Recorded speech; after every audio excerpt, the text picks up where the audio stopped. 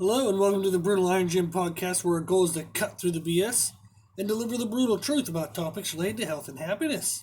So today's topic is nutrition, and the title is Help, I'm Struggling. So, since it is the new year, figured a lot of people had started diets. So just a few podcasts ago, in podcast number 486, it was titled The Top 5 Mistakes of New Dieters. So we talked about what those top 5 mistakes are, and we gave podcasts to specific for those kind of mistakes or those issues. And the idea of it is being a preemptive warning that if you're going to do a diet, maybe here are some things to consider to make sure you are as successful as possible. Well, as with all great advice, it tends to go in one ear out the other. The people try to do whatever the hell they wanted to do in the first place. It all goes to shit, and then they need the help of the. So that's what this podcast is. So this podcast is, well, if you didn't listen to the last one, listen to this one, and we'll tell you how to fix it. So if you haven't listened to either, definitely go check out podcast 486 first, okay? And the top 5 mistakes that we list are, number 1, was unrealistic expectations of results. People think they can achieve more than what is really possible, either within the time frame that they're expecting or with the level of efforts they're willing to put in. So all the time you have people who, I want to lose 30 pounds, I'm going to meanderingly walk on a treadmill, 3 or 4 times a week and quote unquote watch what I eat, but they have absolutely no parameters for watching what they eat, which basically means they're not going to do shit. So people say that stuff because it makes them feel good to lie to themselves, but they don't actually follow up with any real significant action. So I know that sounds really mean, but I've been doing this for so long, and that's pretty much exactly what happens. So you can tell yourself whatever kind of bullshit you want, but from the outside perspective, you can see it's bullshit pretty clear. So, like I have an example of somebody I've worked with in the past. They wanted to lose weight, and they started doing 40 minutes of walking or so, like every morning, and it was a meandering, lazy-ass pace. And walking is just being alive. So walking is not really a form of exercise unless it's very challenging for you to walk. So if you're significantly overweight, or if you have some disability or some kind of injury and it is an extreme challenge for you, then walking is good exercise. If you're a fully capable human being and you're just walking because you think it counts as exercise, you're full of shit. Walking burns some calories, but not a lot of calories for the time that you're spending doing it. So if you have the physical ability to lift weights, to do resistance training, to do things that cause muscular damage, that's going to burn significantly more calories than walking.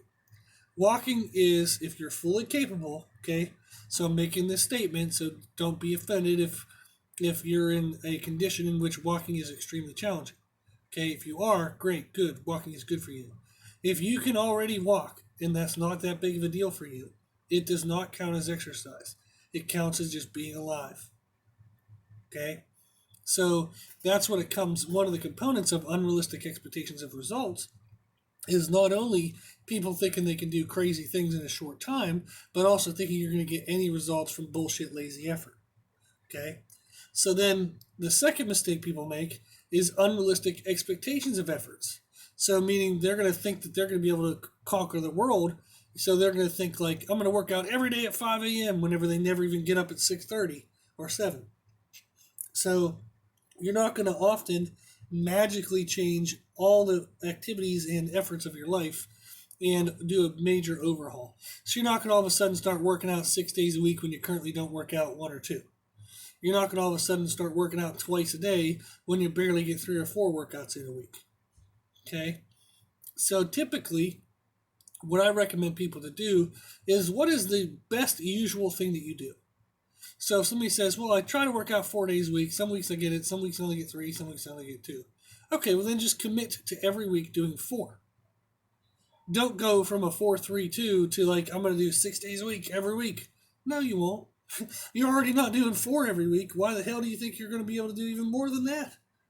So you want to set your expectations of your efforts, of what you can do, okay, how much work you're willing to put in, realistically. The third mistake is too many sources of advice. People try to listen to a million different people. There's different types of advice, and not everybody actually knows what they think they know. So there's a lot of people giving advice who don't know shit. Hopefully, I'm not one of them. So I do have formal education. So I have a bachelor's in health and phys ed. I have a master's in nutrition. I have an ACSM personal training certification. I've been doing this for 18 years as a paid personal trainer. I've worked with over 1,000 clients. I've taught at a local university. So I have a lot of actual educational experience and hands-on experience. Whereas you will find other people trying to give advice and they're meaning well. Okay? So they mean well, but they don't know what the hell they're talking about. So they're either no formal education and they've helped some people, or they read an article once, have helped no one, but they believe it to be the most truest thing on the planet. So I run across this all the time. When somebody will read a book, the book touches on what their preconceived beliefs were. But then after one source of information, and after absolutely no use of using that information with other people, they just believe it to be 100% true, which is ridiculous. So, imagine where else in their life they're doing that kind of stupid mindset behavior. So, fourth thing is tracking only results, not efforts. So if you focus on results, you are going to be always kind of long-term, kind of looking ahead. You're going to be discouraged when you don't really see things right away. And of course, you're not going to get results right away because you spent 30 years being a fat, lazy bum. So it's going to take more than 3 days to undo that. Then the fifth thing is not cultivating continued motivation. So when you feel motivated, that will not last. I think we're all well aware of that at this point in our life, but sometimes it takes somebody speaking that to us to kind of make us go, oh yeah. So how many times have we been motivated to do something and then pretty quickly that fades away? So the same thing happens with diets, is we'll get motivated and then we just kind of coast on that one singular moment of motivation, assuming it'll last forever, which it absolutely doesn't. So you have to continue to build upon and grow your motivation. So again, in podcast 486, we cover those in more detail, and we give you sources of information such as how do you continue to grow motivation. So we give you sources of information. I'm sorry, I might have said the wrong word there. But in podcast 486, we give you information to support those top 5. Okay? So often when people struggle with dieting, it's related to one of those top reasons. They either are kind of like fizzling out because they thought the results they were going to get were more extreme than what they seem to be seeing.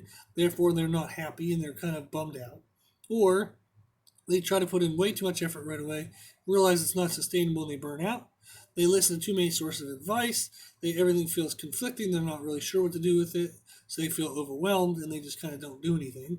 They also, like I said, just track results, but all of a sudden get discouraged right away whenever they don't see major results in a very short time frame. So I've had people give up on diets in 3 or 4 days, which is absolutely stupid because if the diet is set up with any decent parameters, it's going to take more than 3 to 4 days for you to actually see anything happening. So anything you might see in 3 days is like water weight loss. So if you go on a diet that limits or restricts carbohydrates in some way, you might get an initial couple pounds of loss, and then it will seem like everything's stalled out. Well, all you lost at first was just water weight. You weren't losing body fat. So it seems like it stalls out because there's no more water to take back out. Okay? So in the efforts to then change the diet, when a person feels like they're not being successful and they think like a change needs made, in those efforts to change the diet, most people often trade one problem for another. So in a light example of this would be, okay, I did ketogenic diet. I restricted all my carbohydrates. I lost 3 to 4 pounds in the first week. The second week, I didn't lose anything. Oh no, what's wrong? This isn't going to work well. I'm now going to go ahead and double down on my training efforts. So the first mistake they made was too restrictive, okay, of a style of diet, meaning like no carbohydrates is pretty dumb. You don't have to do that, and you're going to eat carbohydrates eventually in your life. So trying to maintain a lifestyle without them is very challenging, very difficult, and it's absolutely unnecessary. So for most people, unless like medical condition type reasons. So they have too restrictive of a diet. And they make another mistake on top of that by then thinking they have to double their efforts of exercise. So I've found people before, clients, where they came to me before I ever met them, but they came to me and they say, I'm doing 2 or 3 hours of cardio a day. I'm doing no carb diets. Why am I not losing weight? And I have to politely find a way to tell them that they're completely crazy and they're doing way too much exercise. They're doing way too restrictive of calories. So it's not that they don't have enough of a caloric deficit. They have too much of a caloric deficit and they can't lose body weight from that reason. A more advanced example or a different type of complexity would be somebody who is doing a controlled diet. So they are paying attention to their food and they are exercising. But the exercise they're doing isn't causing muscular damage to a significant degree or any degree. So they're doing something like walking on a treadmill. The second they get off the treadmill, there's no more benefits being done. Or they go and do a group kind of lightweight or bodyweight class style, like movements where they do like lunges and squats and whatnot, but it's never really significantly weighted. Yeah, you're burning calories in that moment. Maybe your body's burning a little bit of calories trying to fix and repair whatever minor amounts of damage you caused. So maybe you're burning calories during that hour. Maybe you're burning some calories over the next 4 to 6 hours, maybe even up to 12 hours. But if you do actual heavy weighted resistance training, you can actually get the body to be damaged and increase its caloric usage in regards to recovery for 24 up to 48, even sometimes 72 hours. So if you do resistance training, you will get longer sustainable increase of caloric usage by the body during the recovery process. So as I was saying with an example, is somebody would be doing pretty controlled diet. They would be putting time and effort towards exercise, but it's not very aggressive exercise. They're going to say it's hard to do. I'm not lying and saying, like, I don't want to discredit that. Like, you're going to think it's hard to do. It's just the wrong type of hard. So you're putting in stress and challenge and effort to the wrong shit. Okay? It's hard to read a book upside down. Doesn't mean it's the most efficient way to do it. Okay? You might be doing cardio really hard, but it doesn't mean it's the most efficient way to exercise. So you must find exercise that is physically challenging and causes muscular damage. Okay? So a person in that example, excuse me, they're going to be doing a diet, they're going to be exercising, they're not going to think it's working well, so then they try to make their diet more and more restrictive when it's actually the form of exercise that they need to change. Excuse me. It's the form of exercise that they need to change in order to actually make progress. So there they are, making their diet more and more and more restrictive whenever that's not the answer for what they should be changing. Okay? So in podcast 181, we talk about using muscle damage for fat loss. We talk about why muscle damage helps fat loss. We also talk about this in just a few podcasts ago in number 487, titled The Benefits of Training When Not Fully Recovered. So again, we discuss the benefits of muscular damage towards fat loss. So, if you find yourself struggling, listen to podcast 486 and think of that list, okay? Unrealistic expectations of results, unrealistic expectations of efforts, too many sources of advice, tracking only results, not also efforts, and not cultivating continued motivation. So think of that list. If you're struggling with your current diet, are you violating anything on that list? What are you struggling with? Are you struggling with not seeing the results that you expected and now you don't feel motivated? Are you struggling with trying to maintain the level of effort you thought you'd be able to put in? Are you struggling because you feel overwhelmed and not sure what to do because there's too much advice? Are you struggling again because you're only seeing the results, you're only trying to find results, and again, the results don't seem to be happening fast enough? Or are you struggling because you lost the motivation that you had when you first started?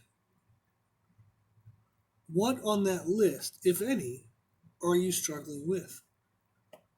Now, the change that you're thinking of making, are you just trading one problem for another? are you just going to violate a different aspect of that list?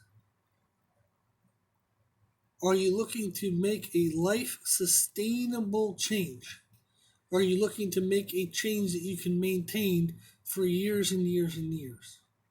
Or are you just trying to go from one type of temporary blasting effort to another?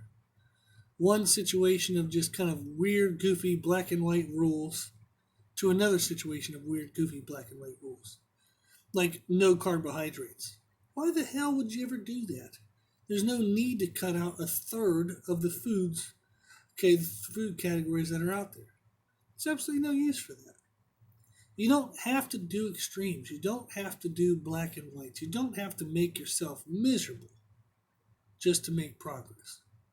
So in podcast 406, titled Short Term versus Long Term Success, we talk about the mindsets and the focus points of nutrition that have the best rate of success versus the ones that don't. So we need to look at things in the long term. Is what I'm doing sustainable for the rest of my life? And that's often going to be the best answer. So, if you find yourself struggling with a diet and you need help on what to change, consider what we've included in this podcast. Okay, ask yourself those questions. Put this stuff in your mind, check out these podcasts and see if they help. If you need, you can always email us. Our email is brutalironjim@gmail.com. And we'll always kind of take a look at what you're struggling with and we'll offer some help. We'll offer some quick advice, or we can even offer to help write a program for you. So that way you know for sure what you're doing will work and you have a sense of accountability and a sense of support. So, of course, we're happy to help with that. Or if you just want quick advice, we can help with that as well. So if you're struggling on your diet and you're thinking about making a change, ask yourself, am I looking to fix the problem? Or am I just looking to run away from it? Am I looking to fix the problem by just trading it for a different one? Am I looking to make a long-term, challenging change to my everyday behaviors to become healthier? Or am I just looking for another short-term, easy fix, something I can do for a month, get some results, and then go back to my old behaviors, expecting the weight that I've lost to stay off? Am I looking at the now, the short term, or am I looking into the future? So, consider these things when you find yourself struggling on a diet. Okay? Go listen to podcast 486. It will discuss some of the most common reasons why people struggle and what they can do to address them and make the corrections they need to then get back on track and be successful. You can always reach out to us, like I said, and we'll always be happy to help. So, I hope you never struggle on your diet, but that's pretty unrealistic, and most people do. Okay? So, if you need help kind of formatting it, organizing it, getting things the right way, email us, brutalironjim@gmail.com, and we're happy to help. Okay? But take your time, listen to these podcasts that we've mentioned. They'll also be in the reference, of the podcast description. You can find past podcasts on Podbean or even Googling, the number and the title and Brutal Iron Gym podcast. But there are sources out there. If you have trouble finding them, email me, and I'll send you the link directly, okay? So our email is brutalironjim@gmail.com. Just tell me what you're looking for, and I'll send you the link. That's fine. I don't mind. So I appreciate you guys listening. So if there's any help you need whatsoever, whether it's to get a podcast or for programming, nutritional programming, reach out to us. We're here to help, okay? So I wish you the best of luck. But remind yourself when you find yourself struggling that there was a reason why you wanted the goal. Don't give up on the goal. Just find a better way to get there. Okay? So I wish you the best of luck. If you need anything, reach out. If you like the podcast, please share it with family and friends. The more people we help, the happier the world will be. Also, if you like this information, you can find more from us on Instagram, Facebook, and Twitter, Brutal Iron Gym. And if you have any questions, feedback, or suggestions, we'd love to hear from you. The podcast is for you, so we want to know what you want to learn about. You can tell us at our email at brutalironjim@gmail.com. As always, I hope this was helpful. And thank you for listening. And thank you for watching.